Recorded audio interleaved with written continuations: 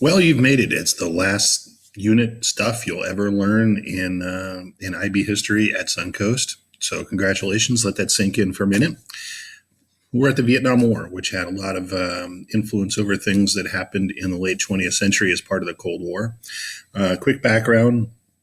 The Cold War, for those not terribly familiar with it, was a time from 1945 through 1990 where basically the United States and its friends were up against the Soviet Union and its friends, a fight that was characterized by capitalism versus communism, by East versus West, by good versus evil. And it represented for many people what one of the lower points of the Cold War was, even though it was a thing that in its entirety lasted over 20 some odd years between the French and the Americans being involved. So, how it started basically, a group of colonial people, in this case, we would call them the Vietnamese. They were, the area is referred to as Indochina when it was a French colonial possession. And when the French came in there, they really thought highly of themselves. Never mind the fact that the Vietnamese had a very successful system that had been operating for centuries, millennia. But for instance, the highly advanced Vietnamese law system that existed, well, when the French came in, they said, it's too bad. We're going to use the same one that can be used in Paris, so that a lawyer here can work in Paris and a lawyer in Paris can work here. They didn't want people using Vietnamese. In fact, they outlawed it. And they didn't even want them practicing a religion, which, again, for those of you who have your own, somebody came in there and said, you have to do, my thing, and it's foreign to yours, you'd probably be pretty upset because you have your beliefs, and having somebody else's imposed on you would probably be something that you really, really resented. Also, the land was very agricultural. And as a result, there were a lot of farmers, and as we're aware from the Great Depression unit and before, farmers don't typically make a lot of money. They're content to raise what they need for themselves. They barter or trade for what they need, and life goes on year after year. It's pretty much the same, and everybody's content and happy. But the problem is the French come in and they say, it takes a lot of money to run your place. We're going to put a lot of taxes on you so that, we can pay for French officials to come over here and pay for French security, aka troops, to keep the rest of you under control. I mean, if I was Vietnamese, I'd have been like, I got an idea. How about if we don't pay for you guys to be here and then you'll leave? But that would have probably caused problems. But they generally didn't want the Vietnamese doing Vietnamese things, whether it was being, speaking Vietnamese, following their legal system, following the Buddhist beliefs they believed in. And the French basically, messed it up from day one.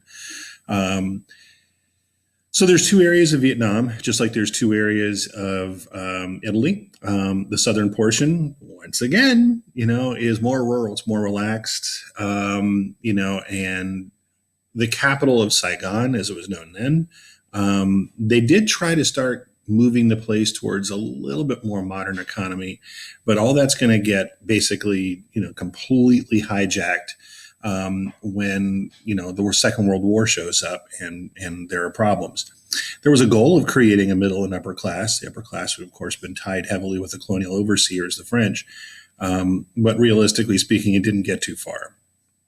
The northern Vietnamese, they also had rice farming, but it was even more. Let's just say it was even worse off in terms of its overall economic strength. There was one major city, Hanoi. There was Haiphong, which is a port city used for trading around the world. But outside that, there were no other cities. People would leave the rice farms if they had a lot of kids, attempt to go to the cities, try to find jobs. And in general, the people who were impoverished up in the north began to think of alternatives to the way the French were running the place. And that would become important later.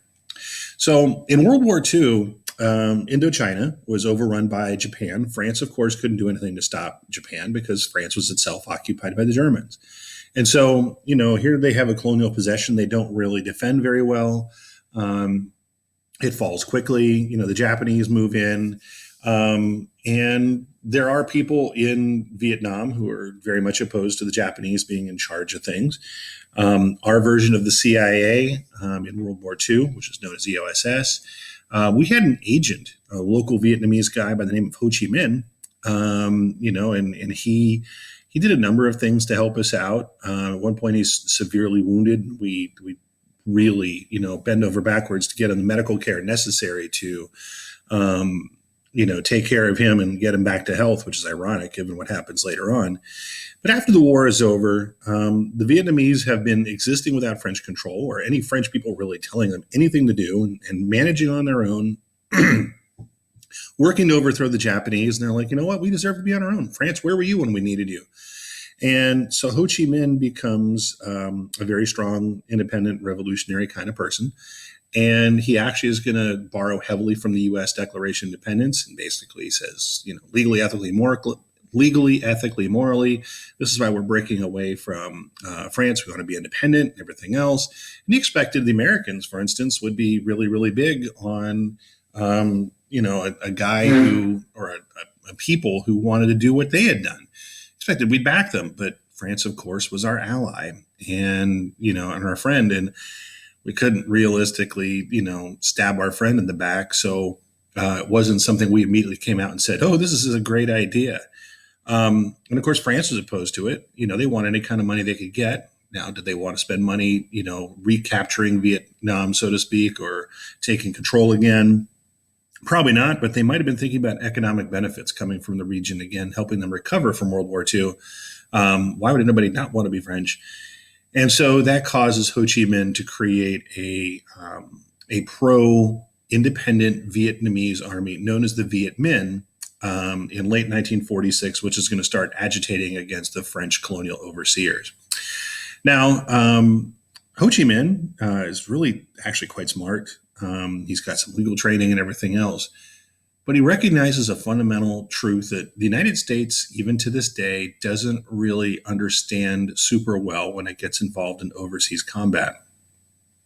Sure, we prevailed in World War II with our allies, and we fought in Korea, and then we fought in Vietnam. But when we send our soldiers overseas, we're I'm not going to use the word guests, but we're not people who are in the majority. We sit there and we think, all right, how am I going to move 3,000 men and all of their equipment and all the support stuff they need over to country X? Well, they're already there. If they need supplies, it's local. If we need stuff, generally we have to send back to the United States. We get a guy who gets injured or killed, we have to get a replacement all the way from the United States.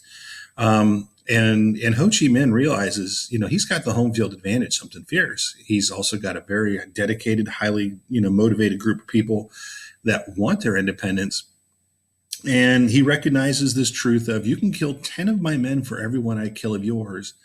Yet even at those odds, you will lose and I will win. Mom and dad might be really upset back in America that their son got killed, for example.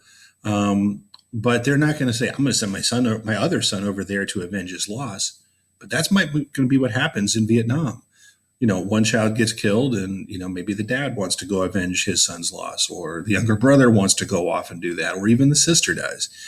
And, by having that local home field advantage, he's got the upper hand as long as his people are very motivated, which, of course, they very, very much were. The French are going to hold the cities. It's real easy to hold the cities. Let's be honest.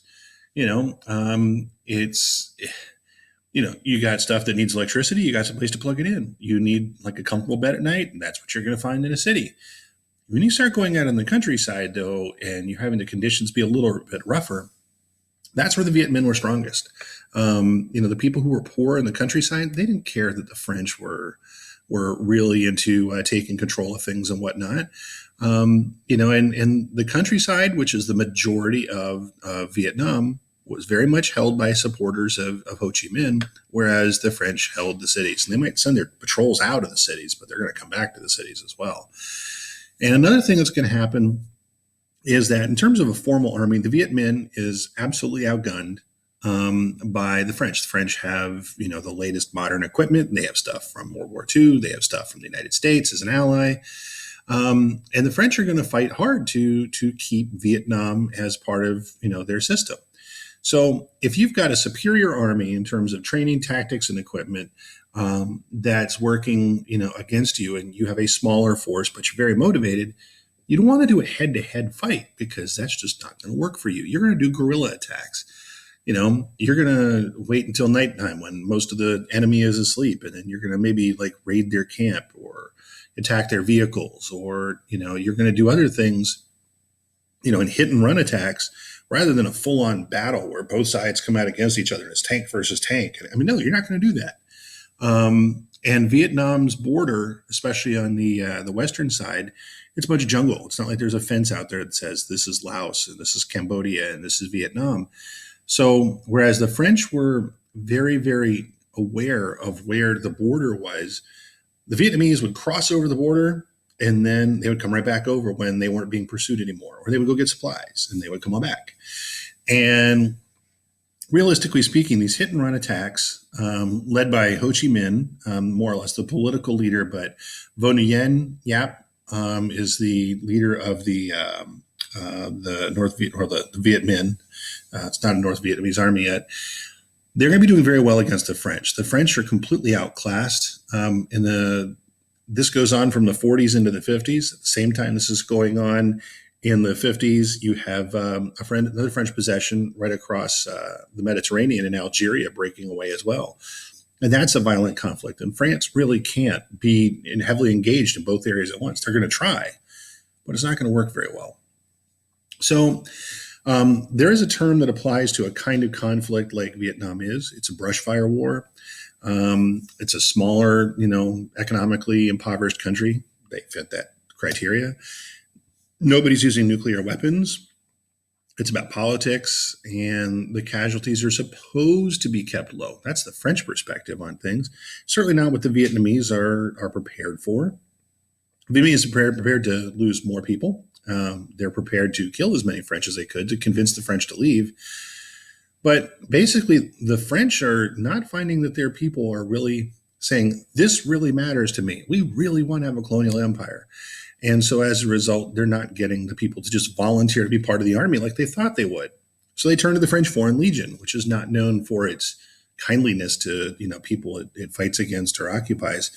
And that itself is going to further show that, number one, France has some real issues achieving its goal. But secondly, they're turning to the Foreign Legion, which in some cases at this point in history, you've got literally people who fought in the German army during World War II, maybe did some very bad things. By joining the French Foreign Legion, they kind of got a get out of jail free card at the time. It was known as an outfit, very capable, but they took people in from anywhere, from any kind of a background, and they said, "You serve a few years in the French Foreign Legion, and your sins have been forgiven for the most part."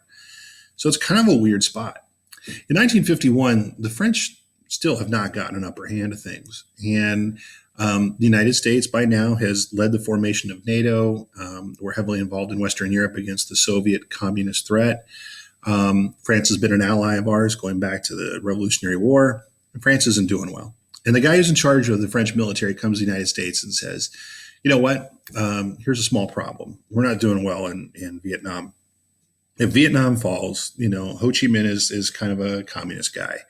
But if we let Vietnam go communist, that could lead to Laos turning communist, and next door Cambodia becoming communist, and then Thailand, and then the Dutch East Indies, as it says there, that's Indonesia, and then the Philippines, and then Japan, and then where does it go from Japan? It's what's called as domino theory. The first one falls onto the next one, and the next one falls, and eventually the whole world turns into communism. Well, small problem. The United States is fighting in the Korean War at this point, and it's an all-out difficult fight. We're not willing to make the effort we did in World War II in Korea, but it's not easy whatsoever. And, because we are so wrapped up in what's going on there and a growing communist threat, they're just beginning to make their first atomic bombs and hydrogen bombs around this time frame.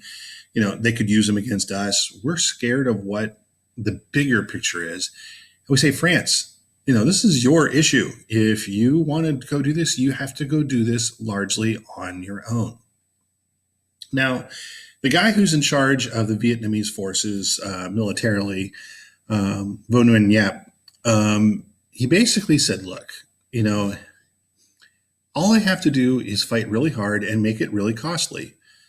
Look at the American people, for example, and their involvement in Afghanistan. If Afghanistan had taken 2 years to defeat, people would have said, "This is great. Let's do everything we can." It's been like almost 20 years, it seems. Um, and because of that, American support for fighting over in Afghanistan has not been as strong in the past decade as it was before. So, this particular Vietnamese general says, look, I need to make it so costly that French people will say, that's it. We want to pack up. We want to go home. Um, the French general, said that, he said himself, I'm a foolish Frenchman. I'm going to make this work. Well, yeah, he was. He was outnumbered. He was surrounded on all sides for the most part by hostile people who just wanted their independence. The French never controlled the border between China and Vietnam. China by now has gone communist as well. They're sending supplies to their communist brethren, led by Ho Chi Minh. And, this particular French general says, we need American aid. We need American military hardware. We can give them some of the tools. We're certainly not going to be able to give them a lot of people to even begin to give them some suggestions on what to do right. So there's a group out there that really doesn't like the French, based in Laos, called the Pathet Lao. And another French general builds this base, and he does it in a really bad spot. There's this very famous base, which leads to a very famous battle known as Dien Bien Phu. Dien Bien Phu is down at the bottom of essentially a bunch of mountains. So it's like in the valley, and then there's high ground all around. So he puts his base down here. There's a runway, and unfortunately for him, all the roads get closed going to that particular base. He's basically completely surrounded by mountains. Yes, he's got a runway. Planes will fly in, and as they fly in, they'll be completely under fire from the whole time from their landing pattern to the time they're taking off. They're getting shot at while they're on the ground and getting unloaded. They're taking out wounded. They're bringing in, new guys and everything else, but they're getting fired on from the high ground. And he basically says, this is where we make our stand. And despite the fact the Americans have been giving, the French an awful lot of military aid and support, they're doing this thousands of miles away from home. They're doing it where it doesn't have a lot of popular support at home. Their soldiers are outnumbered. They're outgunned in terms of the number of guns, but they have better weapons. And basically Dien Bien Phu in 1954 is going to be the ending point as far as the fighting for the French are concerned. They've been fighting essentially since 1946. They've gotten nowhere. They've just been bringing home body bags, been spending huge amounts of money they don't have. And they kind of realize that it's going to be done. In March of 1954, the French government's going to say, hey, President Eisenhower, we're done. We can't keep going on. It didn't hurt that the Vietnamese were using weapons that the Chinese had captured from the Americans in the Korean War and said, oh, we got these extra guns, extra ammunition. And they're literally using our stuff, against the French forces who are our friends who are also using the same stuff. So if you're like, a Vietnamese guerrilla and you go into a French base, you could literally walk into their supply area and take a bunch of ammunition because it also fits your weapon and you can just use that. And so in 1954, the French are going to pretty much be done. So Eisenhower is very aware that this could be the beginning of a larger fall to communism. His predecessor, Harry Truman, had lost China and was president when the country turned from, being ruled by the nationalists to being ruled by the communists. And he got savaged by, the government and the press and everybody else. Eisenhower doesn't want to see that happen. So he says, oh man, this is terrible. He thinks about a number of different things. One of the suggestions at one point is to potentially use nukes to help out the French negotiating position. But France is going to ultimately surrender and say, we're done on May 6th of 1954. So they go to the negotiating table. And then in 1954, the Geneva Accords divide the country into two parts, divided by the 17th parallel. The South Vietnamese government is we're going to call them a capitalist government. We're going to call them democratic, but it was very, very corrupt. The voting was kind of a sham. The North is going to be led by Ho. It's going to be very, communist oriented. It's not going to have a multi-party system whatsoever. Our guy, No Diem, okay, you see him right here. He's going to be taking advice from U.S. officials, but we're used to a country where there's law and order, and there's one government in charge, and we might not agree that oh great, there's a Republican president or a Democrat president. We're still going to support the rules, and follow the rules as far as our country is concerned. They're not stable enough to do that. They have the North, sending in people, trying to influence things. They're just not as advanced, in terms of their system of government as ours was by this time.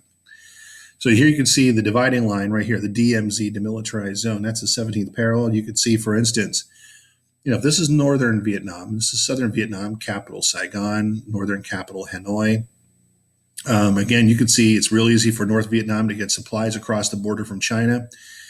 And again, if you look at it, Laos, again, this is a forested, jungly area. There's no clear sign which country you're in unless you've got a really good map and compass. It is possible, for example, as much as there might be roadblocks or other things that are right there initially, you could literally just cross right into the jungle in Laos, go around the border, down into South Vietnam, and you don't have to worry about being stopped. You don't have to worry about a flow of supplies if you're a northern supporter down south. And it's going to be an enormous contributor to why ultimately the Vietnam War, as we know it, goes the way it does. So, as I was saying, the political system in South Vietnam is extraordinarily, weak at the time. It's very, very new. They're still experimenting with things. And the assassinations of various individuals becomes very commonplace. 1,200 officials are killed in 1959. 4,000 are killed in 1961. Who's going to want to volunteer to lead a government if everybody keeps getting assassinated? It's just not going to happen. So showing how bad things are, in December of 1960, the northern government, up in Hanoi, says we're going to start a group down in South Vietnam called the National Liberation Front, the NLF. Now, if you're going to get a group called the National Liberation Front in your country, that must mean that, some people are not liberated. They're not free. They're not able to do what they want. And that's kind of an embarrassment right there. Diem's government can't call them the Liberation Front because that would give the impression that people aren't free. So Diem's government rebrands the NLF as the Viet Cong, the name they would be known by for the rest of the war, aka in military parlance, VC, Victor Charlie, which leads to their nickname being shortened to Charlies at various times. If you have seen Forrest Gump, you can remember he said, "We're always looking for this guy named Charlie," and that's what they're talking about. So JFK comes in. Now, wait a minute. You're dealing with, at one point, early stages, Truman's dealing with, the French trying to get support. And then it's Eisenhower going through his 8 years. Now you got JFK coming in there.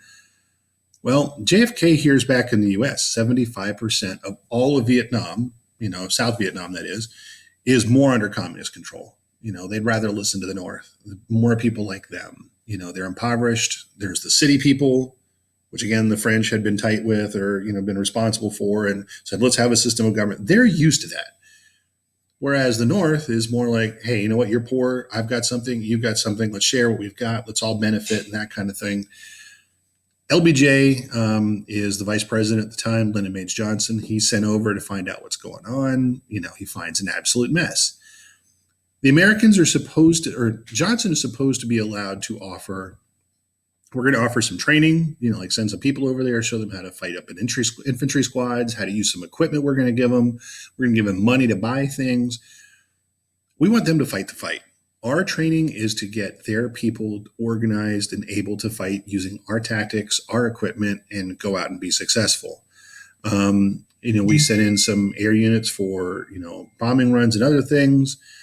We didn't do bombing runs quite yet. That's going to come later. But we are going to go in and start finding out what we can to pass information along to the South Vietnamese so they can use that to execute their missions and so forth. By 1962, though, Diem is such a corrupt individual. His government is so weak that in February of 62, two South Vietnamese pilots took off in their F-5s, which are a type of jet fighter that were armed with various kinds of bombs and whatnot. And they take off from their air base very close to the presidential palace, and they drop napalm on the presidential palace. We're talking about, some jellied, liquefied stuff that starts fires. And if you've got your own military dropping napalm on the presidential palace, to me, that's a pretty clear sign that he's not being openly loved too much by the people he leads. In 1963, three Americans are going to be killed. They're advising Vietnamese units. The Vietnamese units might be going out on patrol. They're there like, I would send out, this guy here, and I would station this guy on point there, and I would set up my camp this way. Three Americans are killed, and they said, look, the press says this, our military people are being killed. Granted, it's three people at this point. Our people are being killed, but we're letting the Vietnamese call the shots. If we want to win this thing, we can't let a ragtag army, that really has no experience, to get our guys exposed to hostile fire and whatnot. And if we are going to, not do something like that, then we should just stop being involved in Vietnam. Again, this is the early 1960s. This is before it's popular to protest against the war. This is before you see the hippies coming out there, and later on, people throwing their dog tags and their weapons, their medals and stuff in protest and whatnot. It's just not happening yet. That's going to be much later. But they basically say, look, we need to be in charge if this is going to work right, and start asking for the U.S. either take control or get out. Inside the country, South Vietnamese people are incredibly unhappy with Diem in charge. Like I said, incredibly corrupt. And you get instances where both Buddhist and Catholic leaders were demonstrating in the country, trying to draw attention to how bad things actually were. By the end of 1960, Kennedy had sent in, by 1960, Eisenhower's still in charge because Kennedy gets inaugurated January 61. But at the end of Eisenhower's time, 900 military advisors from the United States are in Vietnam. But in November of 63, of course, Kennedy gets shot. Lyndon Johnson comes in as the next president. Whoops, hold on. And the number of troops we have in place because of Kennedy's orders by 63 are 15,000 advisors. 15,000. By this point, we're doing a lot more than just advising, it seems. No, we're not getting involved. We're like a Marine unit's moving out and whatnot. We're spending $500 million a year to support South Vietnam in the money of the day. We have the space program that we're running to stay ahead of the Soviets. We're building weapons to fight a nuclear war against the Soviets worldwide if necessary. We're supporting NATO. We're worried about what's going on in Europe. Vietnam is just sucking in an awful lot of resources and a lot of people. And, the question is, where do you go from here? Do we, after all this money we spent, after the lives that have been lost, do we continue the fight? Or do we come home and sort of like say, oh, sorry, all you people who were killed and all that money that was spent, it was a mistake. So there's the numbers. 900 in 1960 and 1961, Kennedy's first year in office, there's 3,200, 12,000 in 62, 15,000, 63. Kennedy's the one who really, really amps up our presence there because he doesn't want to see, essentially the domino theory come to life. So now Lyndon Johnson's in charge. And, one fine afternoon, this particular destroyer you see in the picture, the USS Maddox, is out there in international waters. And while it's up there using all of its sensors to listen in on stuff that it's got the range to listen in on, it's attacked by some patrol and torpedo boats belonging to North Vietnam. They actually do shoot at the Maddox.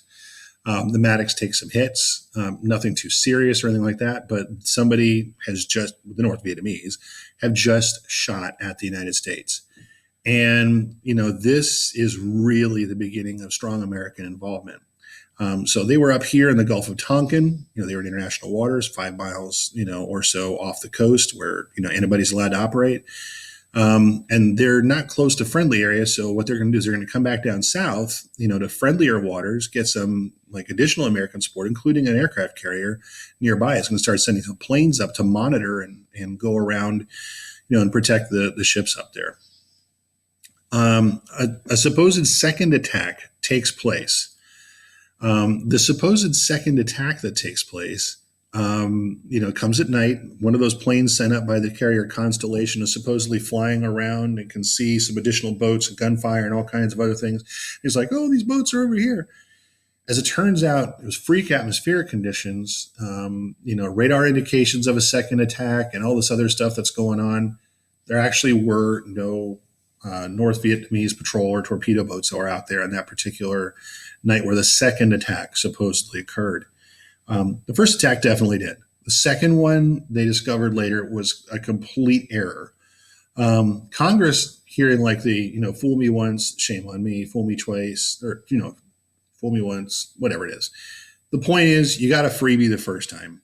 Okay, we didn't respond the first time, but we are attacked again, and we now have to take the gloves off. We now have to defend ourselves. Congress passes what's known as the Gulf of Tonkin Resolution on August the 7th of 1964, and the thing basically allows U.S. military forces to take all necessary measures to repel any armed attack against the forces of the United States, so self-defense is allowed, and to prevent further aggression. So if they're thinking they're maybe going to get attacked from over here, you're allowed to go take those people out. And that's going to widely escalate everything that's going on. Now, 1964, people were concerned that, this could lead to a nuclear war with the Soviets. The Soviets are supplying North Vietnam with help. We're supplying South Vietnam with help. By definition, this is a proxy war. Our people are fighting their people, but we're also involved, although as advisors at this point. I'm going to have to put up this video separately because I know it won't play here. This is called the Daisy ad. It only plays once in the election of 1964 because it scared the crap out of people. And I'll let you see the video, but Barry Goldwater is running for the Republicans, and he basically is making the argument, hey, you know what? Actually, this is Barry Goldwater's ad. Barry Goldwater is the Republican. This is a Lyndon Johnson ad. Barry Goldwater was like really, really strong on going after the Soviets, really, really strong on going after the North Vietnamese, and really just, pounding everybody. And Johnson was worried about starting World War III. The Soviets have nuclear weapons by this point, missiles, bombers, etc. And Johnson airs this ad once, and it scares the living daylights out of people. But it's effective in getting people to understand that, he's trying to keep the war from widening, but yet at the same time, it calls for it. It's just a total mess. So Johnson wins an election. He had been vice president in 1960 with JFK when he got elected. In 1964, he wins election to his own full term as president. Just after he takes the oath of office, being president for the second time, additional attacks on U.S. forces now make everybody say, you know what? It's time for us to put our people in there under American control and go out and start doing things. On March the 2nd of 1965, 100 American jets launched from carriers go bomb a North Vietnamese munitions depot. One of them gets shot down that day. He spends the next 9 years as a prisoner of war. Incredible story.